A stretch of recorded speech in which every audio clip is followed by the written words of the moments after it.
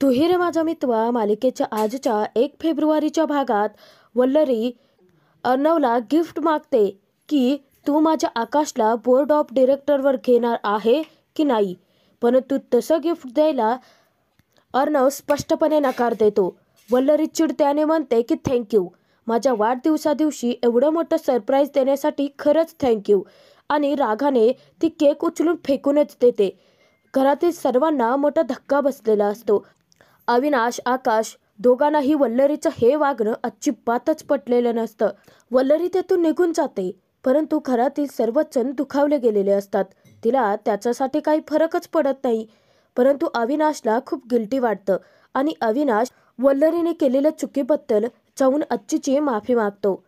तेव्हा आजी अविनाशला म्हणते की दरवेळेस चुका ती करते आणि तिच्या वतीने तू माफी का मागतोस.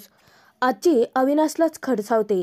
ती त्याला म्हणते की आज जी वेळ आली ना तुझ्यावरती, ती स्वतः तू आणली आहेस. प्रत्येक वेळेस चुका ती करत होती, तेव्हा तिच्या वतीने माफी मागण्याऐवजी तिला एकदा तरी फटकारून सर्वांची माफी मागायला का नाही भाग पाडलं. आणि आकाश, अर्णव दोघेही एक आहेत, मग हा हक्काचा विषय येतोच कुठून.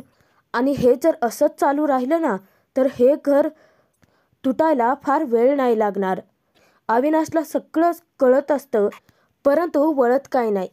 तर अविनाशला खूप गिल्टी वाटतं आणि तो म्हणतो की चूक तर माझीच आहे ना, मला माझ्या आयुष्यात धड काय कधी करायला जमलंय का. आणि तो स्वतःला दोष देतो, स्वतःला कोसतो. तेव्हा अंजली समजावते की मामा, असं नको ना रे म्हणूस. अरे देवाने सोन्यासारखं मन दिलं आहे तुला. तेव्हा अर्णव म्हणतो की ताई अगदी बरोबर बोलतीये. तुम्हीच आम्हाला लहानाचं मोठं केलं ना, आमचा सांभाळ केलात. तुम्ही आमच्यासोबत नसता तर आम्ही रस्त्यावरती आलो असतो. तेव्हा अविनाश त्याला फटकारतो की असं पुन्हा बोलायचं नाही. आपण एक कुटुंब आहोत. आज वल्लरीचं चुकलंच आहे. तर अविनाश म्हणतो की तुम्हाला जी जाण आहे ती वल्लरीला हसायला हवी होती ना.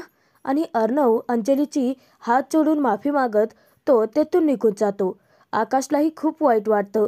तोही अर्णव अंजलीची माफी मागतो आणि तोही निघून जातो. आजी तर खूप दुखावलेली असते. ती डोक्याला हात लावून बसते. तर वल्लरीच्या वतीने अंजली अर्णवला गळ घालते, परंतु अर्णव स्पष्ट नकार देतो आणि तो म्हणतो की नाही, हा निर्णय मी खूप विचार करून घेतला आहे. अर्णवही तेथून निघून जातो, परंतु अर्णव अगदी योग्य वागलाय असं आजीला वाटतं. अंजली आजीजवळ जाते, तेव्हा आजी अंजलीपाशी खूप रडायला लागते. तेव्हा अंजलीलाही खूप वाईट वाटतं, परंतु या सगळ्यामध्ये ती काही निर्णयही घेऊ शकत नसते. तर इकडे एकटक राकेश ईश्वरीकडे पाहत असतो. तेव्हा ईश्वरी जोराची ओरडते की झालं, एकदाचं काम पूर्ण झालं. तेव्हा राकेश विचारतो की काय झालं. अर्णवचं काम पूर्ण करून ईशूने स्वतःचं टेन्शन तरी कमी केलेलं असतं. तर राकेश तिचं कौतुक करत म्हणतो की मान गए ईश्वरी जी, इंदौर वाले भी किसी से कम नहीं होते. आणि ईशू त्याला म्हणते की हो, परंतु तो अर्णव राजशिर्के आहे ना, माझी चूक काढायचा एकही मौका नाही सोडणार. तर ईश्वरी म्हणते की चावतेत, त्याचा विचार करण्यापेक्षा माझं काम कमी झालंय ना, याचा मला जास्त आनंद आहे. ईशू खूप खुश असते. तर इतक्यातच जयू आत्या बाहेर येते. तर तिच्या कानावरती ईशूचं बोलणं पडतं. ईशू तिथे राकेशला म्हणते की परंतु अजून एक खूप मोठं टेन्शन आहे. राकेश विचारतो की कसलं.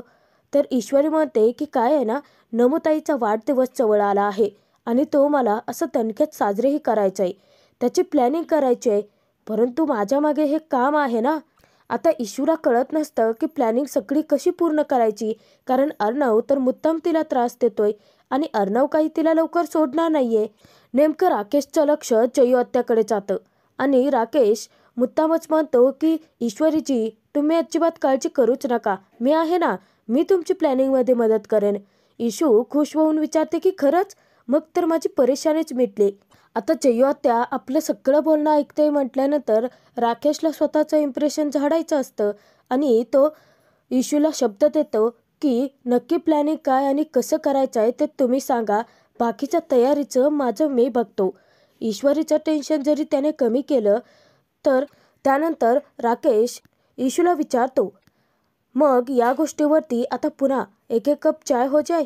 तेव्हा ईशू म्हणते की ओके. आणि जेव्हा राकेश तिला चहा देतो, तर तो म्हणतो की ईश्वरीची खरं तर मला माफ करा, म्हणजे मी तुम्हाला असं खिडकीतूनच चहा देतोय. तेव्हा ईश्वरी म्हणते की राकेशचे असं काय म्हणताय? किती वेळ झालं तुम्ही माझ्यासाठी इथे बाहेरच उभे आहात. आता साळसूदपणाचा चांगुलपणाचा आव आणत राकेश मुद्दामच म्हणतो की ईश्वरीजी हे बघा, काहीही झालं ना तरी माणसाने आपल्या मर्यादा नाही ओलांडायला पाहिजे. इतक्या रात्रीच्या वेळी मी तुमच्या घरात नाही येऊ शकत. तर राकेश म्हणतो की खरं तर मी मुद्दामच तुमच्यापाशी थांबलो होतो. तुम्ही एकट्याच जर काम करत बसले असता तर तुम्हाला झोप लागली असते ना. तेव्हा ईश्वरी म्हणते की अगदी खरं आहे. तर राकेशने आपलं इम्प्रेशन जे पाडायचं ते पाडलेच असतं जयू आत्यावरती. जयू आत्या देखील मूर्खासारखं राकेशबद्दल चांगला विचार करते, परंतु तिला तर राकेशची सत्यता माहिती नसते ना. राकेश वरून जरी चांगुलपणाचा आव आणत असला तरी तो आतून किती राक्षस वृत्तीचा आहे हे अजूनही या तिघींना काही उमगलेलं नसतं. जयू आत्या राकेशबद्दल विचार करते की हा खरंच मुलगा खूप चांगला आहे. एकटी मुलगी बघून तो काहीतरी बहाणा करून घरात येऊ शकला असता, परंतु याने खरंच स्वतःच्या मर्यादा ओलांडल्या नाहीत. खरंच सभ्य आहे हा, आणि त्याच्याबद्दल चांगला विचार करत ती तेथून निघून जाते. तर राकेश त्याच्या मनात काळबेरं हे सुरूच असतं. विचार करतो की झालं, काम फत्ते झालं. आत्याच्या मनात तुम्ही आता मर्यादा पुरुषोत्तम ठरलात. त्यानंतर दुसऱ्या दिवशी इशूला उठायला उशीर झालेला असतो आणि इशूची नुसती धांदल उडालेली असते. तिने काही वस्तू कुठे ठेवल्यात त्याचंही तिला भान नसतं. ती सगळ्या वस्तू हातात नम्रताला मागते. तर नम्रता तिच्यासाठी चहाही घेऊन येते आणि तिचं जे नोटपॅड असतं तेही टेबलवरचं तिच्या हातात आणून देते. आता नमू ईश्वरीची सगळी सेवा करते म्हटल्यानंतर जयू आत्याला खूप राग येतो आणि ती म्हणते की झालं, तुझी किती गडबडगुंडी सुरू झाली आहे. अगं हिच्यापेक्षा ना शाळेतली लहान मुलं परवडली. तर ऑफिसला जाणाऱ्या इशूला जयू आत्या चांगलंच खडसावते की हे बघ, आज ऑफिसमधून लवकरात लवकर घरी यायचं. काल जसा उशीर केला होतास ना तसा जर उशीर केलास ना तर तुमचं हे जे दोघींचं पार्सल आहे ना ते इंदोरला पाठवून देईन परत.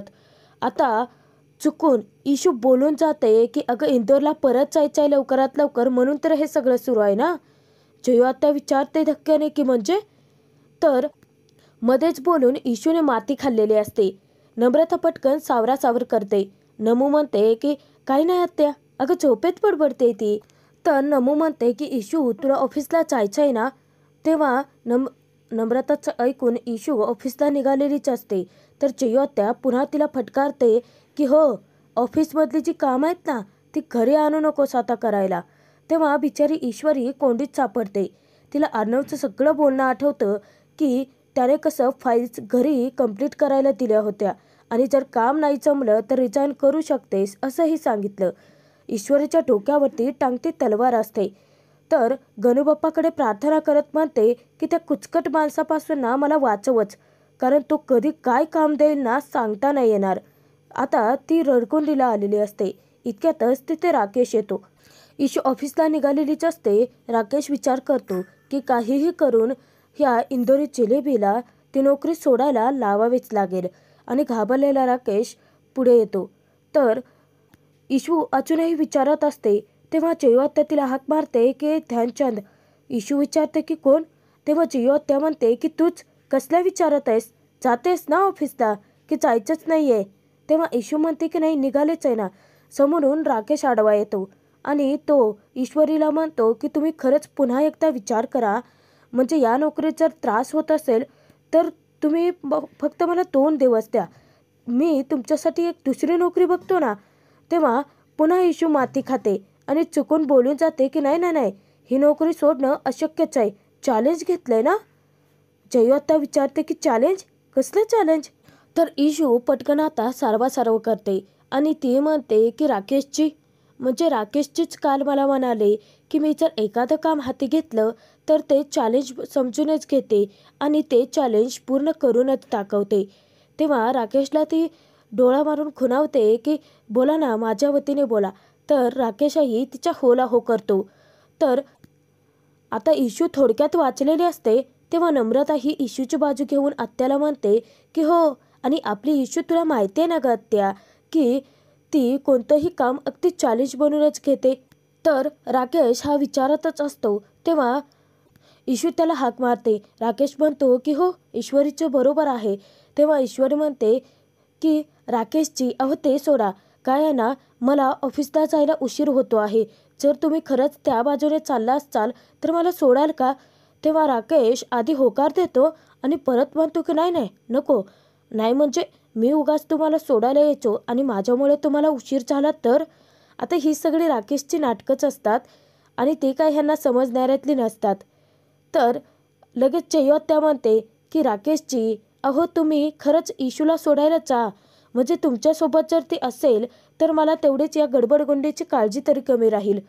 तेव्हा राकेश म्हणतो की ठीक आहे, म्हणजे आता तुम्हाला नाही म्हणणं जीवावरच आलंय माझ्या. तर तिथे आता इशू गडबड करत असते. नुसती धांदल उडालेली असते तिची. तर इशू राकेशच्या खांद्यावरती हात ठेवत म्हणते की राकेशची चला ना हो, मला खरंच उशीर होतोय आणि तुम्ही सोबत असेल तर आत्यानेही परवानगी दिली आहे ना. तेव्हा राकेश खूप खुश असतो. तो मनात विचार करतो की आधी अंजलीला फोन करून विचारावं लागेल की अर्णव कुठे आहे. खरं तर अर्णव ऑफिसला उशिराच येईल अशी तजवीज करावी लागेल. आणि इशू त्याचं काही ऐकून न घेता त्याचा हात पकडते आणि राकेशला खेचतच बाहेर घेऊन जाते. तेव्हा आत्याला इशूचं हे वागणं जरा खटकतंच. तर इकडे अर्णवच्या घरी मात्र सर्वच जण अस्वस्थ असतात. सर्वच जण गप्प गप्प असतात.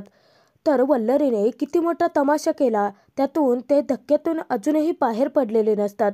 आजीला सगळं बोलणं आठवतं की कसं अर्णव अंजलीला सांभाळून आता वल्लरी उपकारांची भाषा करते आणि ती तिच्या मुलासाठी एक हक्क मागते. तेव्हा आकाशलाही वल्लरीचं ते बोलणं आठवतं की कसं केक फेकून देऊन तिने मोठा तमाशा केला. आणि अविनाशही त्याच धक्क्यात असतो की वल्लरीने त्याच्यावरती आरोप केले की त्याला बोलण्याचा या घरात हक्कच नाहीये. तर सगळेच जण अस्वस्थ असतात. सगळेच जण वल्लरीचाच विचार करत असतात. इतक्यात अर्णव येतो. अर्णव पाहतो तर सर्वच जण अस्वस्थ असतात. अर्णव अंजलीला विचारतो की ताई, मामी? तेव्हा अंजली सांगते की मामी अजूनही रूम बाहेर आलेलीच नाहीये. तिने नाश्ताही केलेला नाहीये. सुरेश दादांना मी नाश्ता घेऊन पाठवलं होतं पण. तेव्हा अर्णव आता प्लेट घेतो आणि प्लेटमध्ये तो नाश्ता घेत असतो. तर आजी विचारते की काय करतोयस अर्णव? तेव्हा अर्णव सांगतो की मामींसाठी नाश्ता घेऊन जातोय. आजी त्याला खडसावते की तू चुकतोयस. असं जर वागत राहिलं ना तर तिच्या मागण्या वाढत राहतील. तेव्हा अर्णव आजीला समजावतो आणि तिला शांत राहायला सांगतो. खरं तर अविनाश आकाशला देखील हे पटलेलं नसतं की अर्णव तिची मदत करतोय, तिच्यासाठी एवढं त्याचा जीव तुटतोय. तर अर्णव नाश्ता घेऊन जातो. अंजलीला बरंच वाटतं, परंतु आजी चिडून म्हणते की इतका मोठा बिझनेसमॅन आहे, बिझनेसमध्ये नफ्या तोट्याचं सगळं कळतं, परंतु आपली मामी नक्की कोणत्या विचारांची आहे ते कसं कळत नाही याला? लोक आपलं ऐकत नाही म्हणजे गप्पच बसायचं का? आणि आपण सतत जर गप्प बसत राहिलो ना तर त्यांच्या सोयीचं ठरतं. आजीचा नुसता संताप आणि चिडचिडच होते. तेव्हा अंजली समजावते की तुला अर्णवचा स्वभाव माहिती आहे ना गं. इकडे वल्लरी रडण्याची नाटकं करत असते. तेव्हा अर्णव तिच्यासाठी नाश्ता घेऊन जातो आणि जाऊन तिच्या शेजारी बसतो. तर अर्णवही तिच्या नाटकांना बोलतोच. तेव्हा वल्लरी त्याला हात जोडून माफी मागत म्हणते की अर्णव, मला बाळा माफ कर. अरे काल मी तुझ्याशी किती उद्धटपणे वागले, कशी बोल रे तुला? तेव्हा अर्णव तिला समजावतो की मामी, ते सगळं विसर आता. ते सगळं ऐकायला नाही आलोय मी. हे बघ, तू आधी हा नाश्ता करून घे बरं. तेव्हा वल्लरी त्याला म्हणते की बाळा, तू माझ्या काळजीपोटी माझ्यासाठी नाश्ता घेऊन येते आलास आणि काल काल मी तुझ्याशी कसं वागले रे? पुन्हा तेच तेच बोलत राहते ती. तर वल्लरीची नाटकं आजीच्या लक्षात येतात, परंतु बाकीच्याच्या नाही. आणि अर्णवही तिच्या नाटकाला फसतो. तर साळसूदपणाचं आव आणत चांगुलपणाचं नाटकं करत ती म्हणते की अर्णव, माझ्या लेकरा, अरे तू या घरचा मोठा मुलगा आहेस. माझी 2 मुलं आहेत, हे मी कसं विसरले? तुझ्यावरती अविश्वास मी कसा दाखवला? माझा मोठा मुलगा माझ्या धाकट्या मुलावरती कधी अन्याय करूच शकत नाही. ही गोष्ट मी तरी कशी विसरले रे? असं म्हणत ती रडायला लागते. अर्णवला तिच्याबद्दल खूप वाईट वाटतं. तर वल्लरी तिथे स्वतःला दोष देते आणि ढसाढसा रडायला लागते. इतक्यात अंजली येते. तेव्हा अर्णव वल्लरीला समजावतो की मामी, मुलगा मानतेस ना मला? मग जे झालं ते सगळं विसरून जा. अगं मुलाला आईने एखादा फटका मारला तरी मुलगा कधी चिडतो का आईवरती? तेव्हा वल्लरी म्हणते की नाही रे. तेव्हा अर्णव म्हणतो की मग अर्णव वल्लरीला समजावतो की मी सगळं विसरलोय, तू देखील विसर. तेव्हा वल्लरी म्हणते की तू आणि मी विसरचाल रे, परंतु घरच्यांचं काय? तेव्हा अर्णव तिला शब्द देतो की घरातले कोणीही तुला काहीही बोलणार नाहीत या कारणावरून. आणि मामी, आपल्याच घरात असं मान खाली घालून अजिबात वावरायचं नाही, समजलं का? असं म्हणत अर्णव प्रेमाने वल्लरीला घास भरवतो. आणि त्या दोघांचं ते बोलणं ऐकून अंजली मात्र खूप खुश असते अर्णववरती. अंजली अर्णववरती खूप खुश होते आणि मनोमन विचार करते की माझ्यापेक्षा किती लहान आहेस तू, परंतु सगळ्यांना एकत्र बांधून ठेवला आहेस. चिंटू, कसं जमतं रे हे तुला? तर अर्णव इकडे एखाद्या लहान मुलांसारखं वल्लरीला घास भरवत असतो. अंजलीला इतक्यात राकेशचा म्हणजे तिच्या राजेशचा मेसेज येतो आणि मेसेजमध्ये लिहिलेलं असतं की गुड मॉर्निंग, मामीचा बड्डे नक्की कसा झाला आणि आमचे मेहुणे साहेब काय म्हणतात, कामावरती गेलेत का? आणि कामावरती जाण्यापूर्वी त्यांना ब्रेकफास्ट केल्याशिवाय जाऊ देऊ नकोस हा. अंजली खूप खुश होते आणि म्हणते की कामाच्या कितीही गडबडीत असले तरीही घरच्यांची नुसती काळजी करतात. परंतु अजूनही अंजलीला माहिती नसतं की राकेश बनून बाहेर वावरून किती जणांची फसवणूक करतोय. तर अंजली राकेशला रिप्लाय देते की बड्डेचं तुम्हाला नंतर सांगेनच, परंतु तुमचे मेहुणे साहेब ऑफिसला जायचे आहेत अजून आणि त्यांना पोटभर ब्रेकफास्ट केल्याशिवाय जाऊ नाही देणार हा. अंजली खुश असते, परंतु राकेशही मेसेज वाचून खूप खुश होतो आणि विचार करतो की ग्रेट, म्हणजे अजून वेळ आहे, तरीही बेसावध राहायला नको. तर आजचा हा भाग इथेच संपतो आहे. पुढील भागात आपण पाहणार आहोत. तर अर्णवने मुद्दामच इशूला दुसरं काम दिलेलं असतं, ते म्हणजे सिक्युरिटी गार्डचं, आणि तो मुद्दाम तिची परीक्षा पाहतो. तर वेअरहाऊसमध्ये आता प्रचंड प्रमाणात आग लागलेली असते. ईश्वरीला त्याचं जाणीव होते आणि ईश्वरी जेव्हा पाहायला जाते तर इतकी आग पसरलेली असते की ती खूप घाबरते आणि जोराची किंचाळते.